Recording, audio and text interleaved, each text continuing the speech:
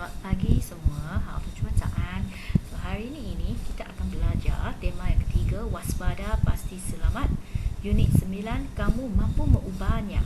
Jadi murid-murid sila bersedia dengan buku teks anda dan buka muka surat 51 dan 52.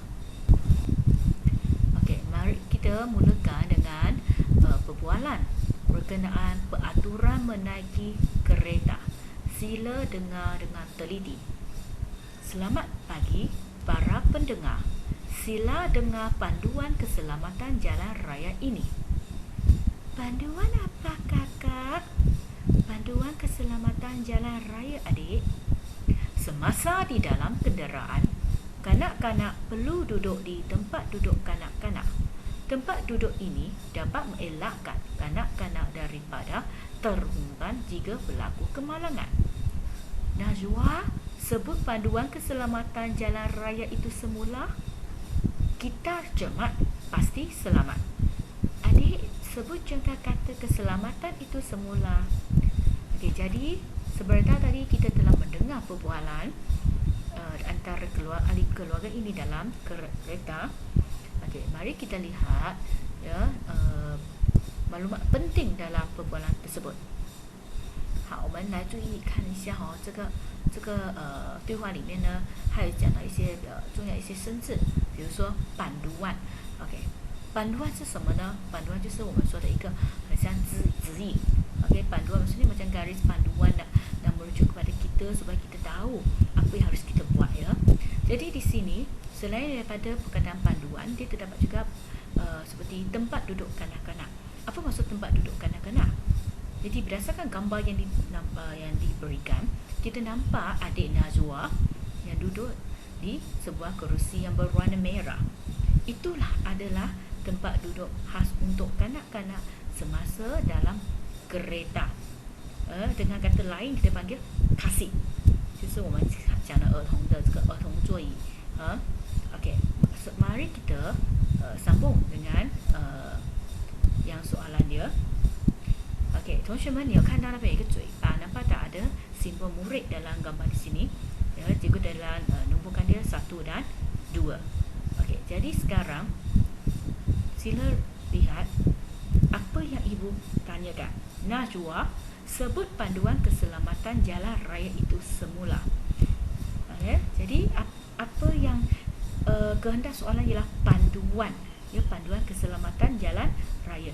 Jadi kalaulah murid-murid kamu sebagai Najwa, apakah jawapan kamu?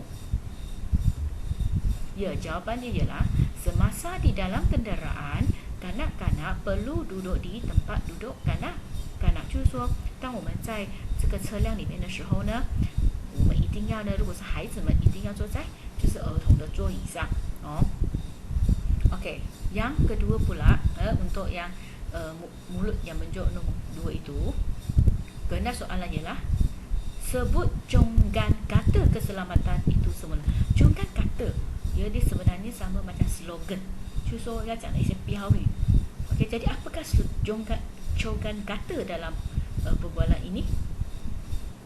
Ya, jawapannya ialah kita cermat pasti selamat. 就是说我们小心，我们谨慎，就一定安全。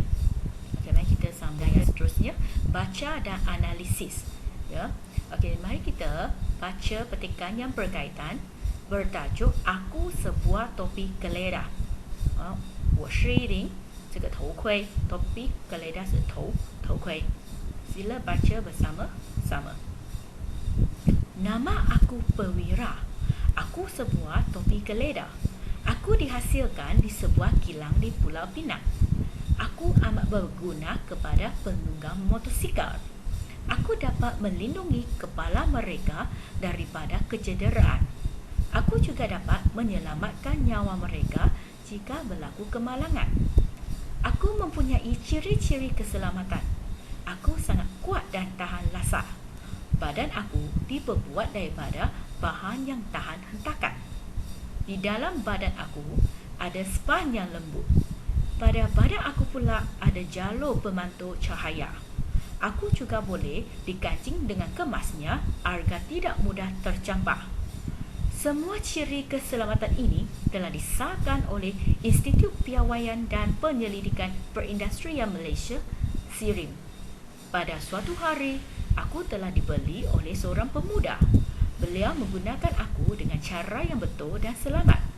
Beliau memakai aku ketika menunggang motosikal. Aku berjanji akan menjaga keselamatan tuan aku selagi khidmatku diperlukan. Okey, jadi murid-murid, ini adalah petikan yang berkaitan dengan topi geledah. Maksudnya kita mengangkatkan diri kita sebagai topi geledah, di mana kita diberikan nama, tempat dihasilkan di mana. Mari kita lihat perenggan yang kedua, aku amat berguna kepada penunggang motosikal. Ini adalah idea utama pada perenggan kedua ini. Manakala aku mempunyai ciri-ciri keselamatan, ini adalah idea utama pada perenggan ini Okey, mari kita lihat ke soal. Okey, jadi dalam buku teks anda juga murid-murid akan nampak ada topi geledah dan kamu dikehendaki menganalisiskan maklumat berikut, iaitu nama, kegunaan dan ciri keselamatannya. Jadi mari lihat lagi Okey, pertama sekali kamu perlu faham, perlu meneliti maklumat yang dia nak, iaitu dia nak kehendak soalan ialah nama. Jadi apakah nama topi geledah itu? Jawapannya perwira. Dan dia dihasilkan di sebuah kilang di Pulau Pinang. Okey, lepas tu kalau kita nak tahu tentang kegunaan dia, apakah kegunaan dia? Kamu akan nampakkan daripada perenggan kedua kan dia kata aku amat berguna kepada penunggang motosikal. Jadi yang seterusnya, aku dapat melindungi kepala mereka daripada kecederaan. 好，这一句就是还要强调的，还要告诉我们的个例子。OK， macam mana dia berguna? Macam manakah topi geledah itu berguna kepada penunggang motosikal? Itulah jawapan dia, melindungi kepala mereka daripada kecederaan. Jadi mereka ini boleh tukar kepada penunggang motosikal. Dan kegunaan yang kedua ialah menyelamatkan nyawa penunggang motosikal jika berlaku kemalangan. Okey, seterusnya kehendak soalan ialah ciri-ciri keselamatan. Jadi apakah ciri-ciri keselamatan yang terdapat pada topi geledah？就说这个头盔它有什么这个安全的特征 ？OK， 挂然tahan rasa， 就说够强硬，就说它可以耐跌耐敲lepas tu dibuat daripada bahan yang tahan hentakan， 就说很像它的那个头盔的这个它的身体它的这个是属于比较很像人家打都没有这么容易会裂会碎的OK， ada span yang lembut. OK， lepas tu ada jalur pemantul cahaya， 就那种反射的那个反光的这个条纹。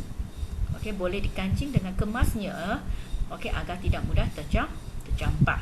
Okay. Jadi tugasan kamu pada hari ini ialah sila analisis maklumat tentang topi geledah ini menggunakan peta minda di bawah. Okey, jadi sebenarnya tadi kita telah berbincang jawapan dia. Jadi sekarang tugas yang cikgu nak minta kamu buat dalam buku latihan 1 ialah kamu boleh lukiskan topi geledah ini. 你们可以自己画这个头盔。 Lepas tu cikgu nak kamu nyatakan apakah nama topi geledah ini, 它的名叫什么， tempat dihasilkan， 它在哪里制作的，在哪里产生的。 Lepas tu apakah kegunaan topi geledah ini， 就说它有什么用途。 OK， 刚刚我们都讨论了。 Dan ciri-ciri keselamatannya. Jadi nyatakan semua ciri-ciri keselamatan. Jadi itu saja daripada cikgu.